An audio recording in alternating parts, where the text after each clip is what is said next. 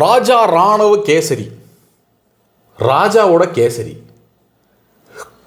முத்துக்குமரா பயங்கரமான பெர்ஃபார்மன்ஸ் தான். உள்ளுக்குள்ளே ஒவ்வொரு சில ஆட்களுடைய பெர்ஃபார்மன்ஸ் வந்து செம்மையாக போய்க்குது, செம்மையாக ஒர்க் அவுட் ஆகுது. ஒரு சில ஆட்களுடைய பெர்ஃபார்மன்ஸ் வந்து நம்மளை வந்து கழுத்தை பிடிச்சி நெருக்குது அப்படின்னு சொல்லலாம். அப்படிப்பட்ட யார் யார் என்னென்ன பெர்ஃபார்மன்ஸ் பண்ணுறாங்கன்ற இந்த வீடியோவில் பார்க்க போகிறோம். வாங்க, சப்ஸ்கிரைப் பண்ணாத ஆட்களுக்கு சப்ஸ்கிரைப் பண்ணிக்கோங்க. உள்ள ராஜா ராணுவ கேசரி, அப்புறம் வந்து பார்த்திங்கன்னா சாச்சம்மா தேவி, இவங்க ரெண்டு பேரும் அவங்களுடைய அரசவைக்கு வந்து அமர்ந்திருக்காங்க. இந்த அரசவைக்கு வந்து அமர்ந்த உடனே இவங்களை பற்றி பெருமைகள் பேசுவாங்க இல்லையா, அந்த மாதிரி ராஜா ராணுவ கேசரி வாழ்க, ராஜா ராணுவ கேசரி வாழ்க அப்படின்னு வந்து கோஷம் போடுவாங்கல்ல. அது போடும்போது சைடில் ஒருத்தர் வந்து ராஜாவோட கேசரி வாழ்க, ராஜாவோட கேசரி வாழ்க அப்படின்ட்டு இருக்காரு. யார் அந்த ஆளு அப்படின்னு உத்து பார்த்தோம்னா முத்துக்குமரன்.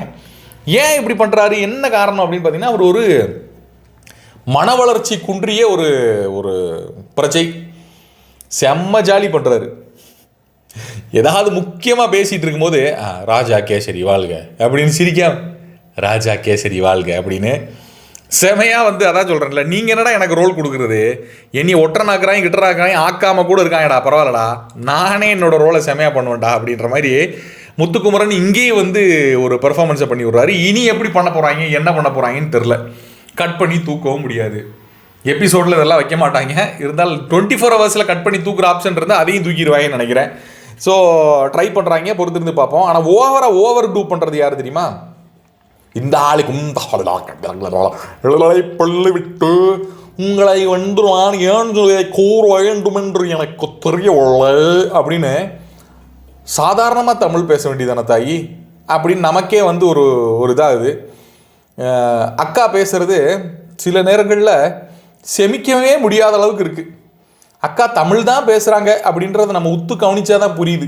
அந்த அளவுக்கு ஏதோ ஒன்று, நீங்கள் ஏன் இவ்வளவு நேரம் இங்கே இருந்து கொண்டிருக்கிறீர்கள் என்பதை நான் தெரிந்து கொள்ளலாமா, எதுக்கு எதுக்கு கழுத்தை பிடிச்சி நெரிக்கிற மாதிரில இருக்குது.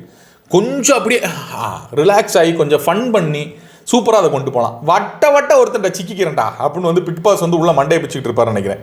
எவனா ஒருத்தன் ஓவர் டூ பண்ணி கெடுத்து விட்டுறானே, ஃபன்னாக கொண்டு போகிற டாஸ்க் எல்லாத்தையுமே யாராவது ஒரு ஆள் ஓவர் டூ பண்ணி கெடுத்து விட்டுறாங்க. போன வாரம் ஜாக்லின்னு, இந்த வாரம் இப்போ யார், மஞ்சரி தான். மாத்துக்கட்டில் ஜாக்லினும் மஞ்சரியும் போட்டி போட்டே நாசம் பண்ணிடுறாங்க டாஸ்க்கை அப்படின்னு நான் நினைக்கிறேன். உங்கள் கருத்துக்களை பதிவிடுங்க. வேறு யார் பெட்டராக பெர்ஃபார்ம் பண்ணுறாங்க அப்படின்னு பார்த்தீங்கன்னா, அன்சிதா அவங்களோட ரோலை வந்து சூப்பராக பண்ணுறாங்க. அந்த நாட்டிலிருந்து ஓடி வந்த நான் தஞ்சம் புக இங்கே வந்து வரலாமா அப்படின்னு ஆர்ஜே ஆனந்தி காதலியாக, அருண்குமாரின் காதலியாக ஒரு பர்ஃபார்மன்ஸ் ஒன்று போட்டுட்ருக்காங்க அந்த நாட்டில் பார்த்துங்க. போன வாரம் முடிஞ்சதும் யாருக்கு, போன வாரம் அது என்ன டாஸ்க்கு, அதான் ஸ்கூல் டாஸ்க் முடிஞ்சதும் வர்ஷினிக்கு அருண் மேலே ஒரு க்ரஷ் வந்துருச்சு. RJ Anandhi no. ஸோ கருத்துக்களை பற்றி கொடுங்க. உள்ளே இருக்கக்கூடிய ஆட்களில் எந்த ரோல் உங்களுக்கு பிடிச்சிருக்கு, யார் பெட்டராக பெர்ஃபார்ம் பண்ணுறாங்கன்றத சொல்லுங்கள். யாருங்க, ராணியா?